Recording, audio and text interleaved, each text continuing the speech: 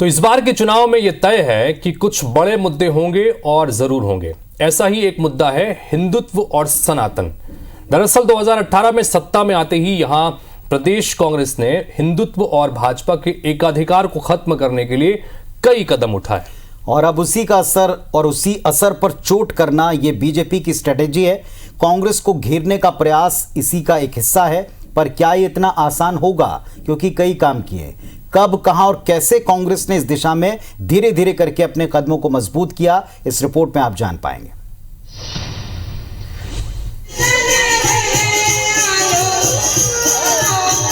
तस्वीरें सीतामढ़ी हरचौका की हैं, जहां से पहली बार वनवास के दौरान प्रभु श्री राम ने माता सीता के साथ छत्तीसगढ़ में प्रवेश किया था।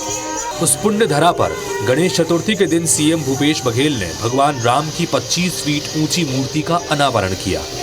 मौके पर मुख्यमंत्री ने फिर दोहराया कि उनके राम अलग हैं, बीजेपी के अलग हैं।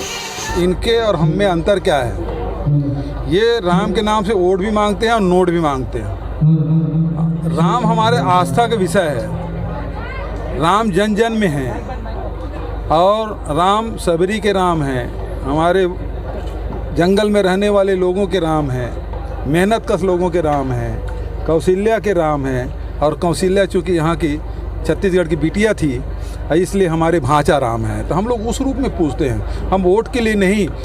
मुख्यमंत्री ने बीजेपी पर उसके सबसे फेवरेट हथियार राम और हिंदुत्व को लेकर हमला किया, तो बीजेपी में हिंदुत्व के सबसे बड़े पोस्टर बॉय और असम के मुख्यमंत्री हेमंत बिस्वा शर्मा ने खुला चैलेंज किया कि अगर वो हिंदू हैं तो सोनिया और राहुल गांधी को अयोध्या में रामलला के दर्शन करने ले जाएं। इधर नितिन नवीन ने भी तंज कसा कि अगर क्षमता नहीं है तो बता दें, भारतीय जनता पार्टी राहुल और प्रियंका को अयोध्या ले जाएगी। तो भूपेश बघेल जी और कमलनाथ जी को मेरा ओपन चैलेंज है, अगर आप लोग चुनावी हिंदू नहीं है, एक बार के लिए रामलला का सामने राहुल गांधी और सोनिया गांधी को लेके जाइए।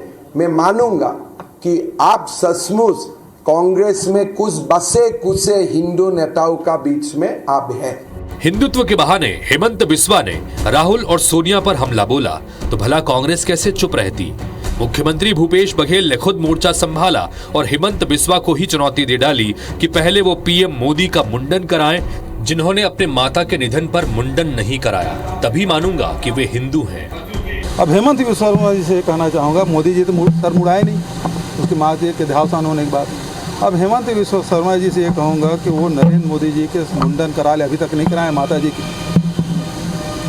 जाने के बाद, तो उसका मुंडन कराएंगे तो मैं हेमंत बिस्वा शर्मा को हिंदू मानूंगा। चुनाव नजदीक है, ऐसे में छत्तीसगढ़ की सियासत में हिंदुत्व को लेकर बयानबाजी के मायने भी कई हैं।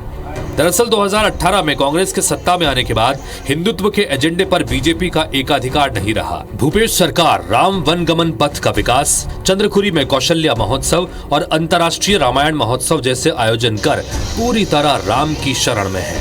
कुल मिलाकर ये कहें कि कांग्रेस ने छत्तीसगढ़ में बीजेपी को उसी की पिच पर मात देने कोई कसर नहीं छोड़ी है। लेकिन ऐन चुनाव से पहले हिंदुत्व पर छिड़ी लड़ाई अब दर्शन और मुंडन कराने के चैलेंज वाली पॉलिटिक्स क्या रंग दिखाती है, इंतजार रहेगा। Election desk, IBC 24। तो इस रिपोर्ट में तो हितेश हमने बहुत ही सेलेक्टेड जो सवाल उठाया गया, जो मुख्यमंत्री ने जवाब दिया, केवल इतना दिखाया। हालांकि ये विवाद यहीं पर नहीं थमा, होना भी था। जब आप शीर्ष नेताओं पर कमेंट करेंगे तो इस पर तल्ख दोनों तरफ से टिप्पणियां होनी थी। कैबिनेट मंत्री ने कहा मेरे मंदिर में आकर दर्शन करें, तो नारायण चंदेल जो छत्तीसगढ़ में नेता प्रतिपक्ष हैं, उन्होंने भी कहा कि एक मुख्यमंत्री के स्तर के व्यक्ति को पर्सनल और पारिवारिक व्यक्तियों पर टिप्पणी ऐसे नहीं करना चाहिए। और उन्होंने कहा कि इससे बचते तो बेहतर होता है इन्हें। इसमें सवाल भी थे, इसमें नसीहत भी थी। ये दौर दिन भर चला है, किसको फायदा ये तो खैर दोनों पक्ष ही जाने। जी, इन सब के बीच में चूंकि हम सरकार में हर रोज एक सवाल पूछते हैं, तो आज का हमारा सवाल भी इसी बहस से जुड़ा हुआ है। सवाल हमारा यह है कि असली हिंदू पर छिड़ी बहस सिर्फ चुनावी एजेंडा है, आप इसे किस रूप में देखते हैं, हाँ या नहीं? हमारा सवाल यही है कि असली हिंदू पर जो बहस छिड़ी है, क्या ये सिर्फ एक चुनावी एजेंडा है? IBC 24 के तमाम सोशल मीडिया प्लेटफॉर्म पर जाकर आप इसकी राय दे सकते हैं। इस सवाल को लेकर आपकी क्या राय है, आप क्या सोचते हैं इसको लेकर?